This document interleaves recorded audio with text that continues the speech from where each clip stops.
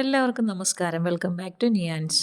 ചോറിൻ്റെ കൂടെ കഴിക്കാൻ സവാള കൊണ്ട് വളരെ പെട്ടെന്ന് തയ്യാറാക്കാൻ പറ്റുന്ന ഒരു കിടിലൻ ഐറ്റത്തിൻ്റെ റെസിപ്പിയാണ് ഇന്നത്തെ വീഡിയോയിലുള്ളത്. അപ്പോൾ ഇതെങ്ങനെയാണ് തയ്യാറാക്കുന്നത് നോക്കാം. ഇത് തയ്യാറാക്കുന്നതിന് വേണ്ടി അത്യാവശ്യം വലിപ്പമുള്ളൊരു സവാള തോലൊക്കെ കളഞ്ഞ് നന്നായിട്ടൊന്ന് കഴുകി വൃത്തിയാക്കി എടുത്തിട്ടുണ്ട്. അതിൻ്റെ മുകൾ ഭാഗമൊക്കെ ഒന്ന് കട്ട് ചെയ്ത് കളഞ്ഞതിന് ശേഷം വളരെ കനം കുറച്ച് ഇതിനെ ഒന്ന് അരിഞ്ഞെടുക്കാം. സവാള എത്രത്തോളം കനം കുറച്ചരിയാമോ അത്രത്തോളം നല്ലതാണ്. ഇത് കണ്ടില്ലേ, ഞാൻ നന്നായിട്ട് കനം കുറച്ചാണ് അരിഞ്ഞെടുത്തിരിക്കുന്നത്. അപ്പോൾ പകുതി സവാള അരിഞ്ഞ് കഴിഞ്ഞതിന് ശേഷം മറ്റേതും കൂടി അരിഞ്ഞ് എടുക്കാം. ഒരു വലിയ സവാളയാണ് എടുത്തിരിക്കുന്നത്. അപ്പോൾ അത് ഫുള്ളായിട്ട് ഇങ്ങനെ ഒരു കനം കുറച്ചൊന്ന് അരിഞ്ഞെടുക്കാം. അരിഞ്ഞെടുത്തതിന് ശേഷം കൈ കൊണ്ട് ഇതേപോലെ നന്നായിട്ടൊന്ന് ഞെരടി എടുക്കാം. അത് മാറ്റി വെച്ചിട്ട് ഒരു വലിയ തക്കാളി കഴുകിയെടുത്തിട്ടുണ്ട്. അതും ഇതേപോലെ നീളത്തിലൊന്ന് കനം കുറച്ച് കട്ട് ചെയ്തെടുക്കാം.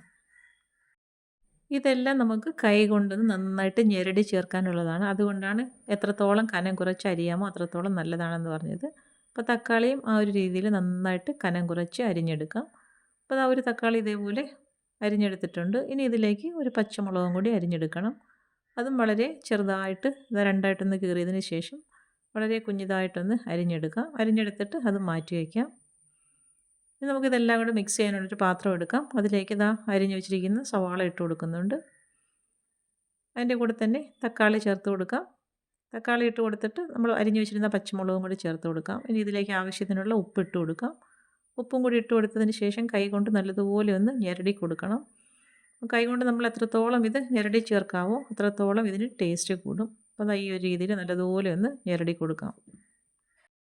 അപ്പോൾ ആ ഉപ്പും സവാളയുടെ നീരും തക്കാളിയുടെ നീരും മുളകും എല്ലാം കൂടി നല്ലതുപോലെ ഒന്ന് മിക്സായി കിട്ടണം. ആ ഒരു രീതിയിൽ നല്ലതുപോലെ ഞെരടി കൊടുക്കാം.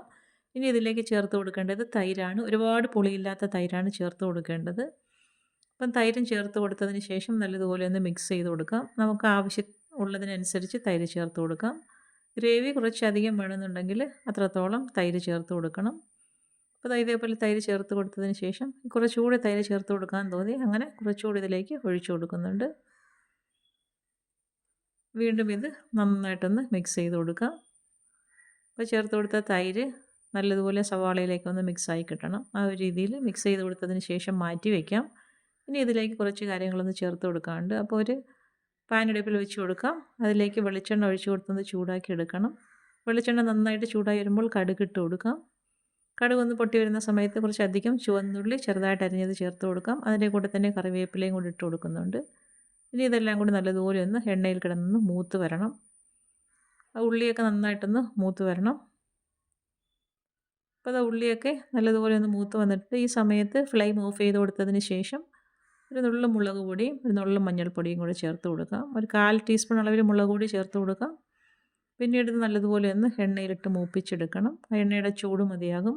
മസാല നന്നായിട്ടൊന്ന് മൂത്ത് കിട്ടും. ഇനി നമുക്കിത് ചേർത്ത് ഇനി നമുക്ക് മിക്സ് ചെയ്ത് വെച്ചിരിക്കുന്ന തൈരിൻ്റെ ഇതിലേക്ക് ഒഴിച്ചു കൊടുക്കാം. അത് ഒഴിച്ചു കൊടുത്തതിന് ശേഷം ഇനി എല്ലാം കൂടി നല്ലതുപോലെ ഒന്ന് ഇളക്കി കൊടുക്കാം.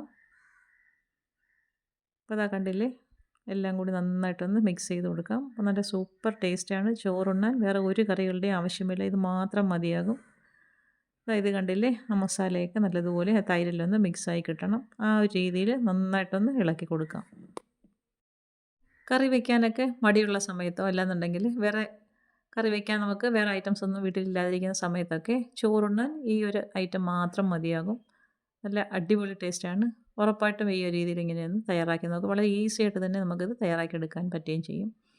നല്ല അടിപൊളി ടേസ്റ്റുമാണ്. കണ്ടില്ലേ, കാണുമ്പോൾ തന്നെ അറിയാമല്ലോ എത്രത്തോളം ഇത് ടേസ്റ്റ് ആയിരിക്കും എന്നുള്ളത്. അപ്പം ഈ ഒരു രീതിയിൽ ഇങ്ങനെയൊന്ന് തയ്യാറാക്കി നോക്കൂ.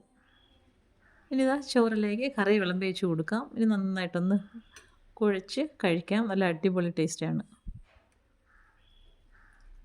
അപ്പോൾ ഇന്നത്തെ വീഡിയോ ഇത്രയേ ഉള്ളൂ. ഇഷ്ടമായ ലൈക്ക് ചെയ്ത് സബ്സ്ക്രൈബ് ചെയ്ത് സപ്പോർട്ട് ചെയ്തേക്കൂ. എന്തെങ്കിലുമൊക്കെ അഭിപ്രായങ്ങളുണ്ടെങ്കിൽ കമൻറ്റ് ചെയ്യൂ. വീണ്ടും അടുത്ത വീഡിയോയിൽ കാണുന്നത് വരെ bye from Niyans. Thanks for watching.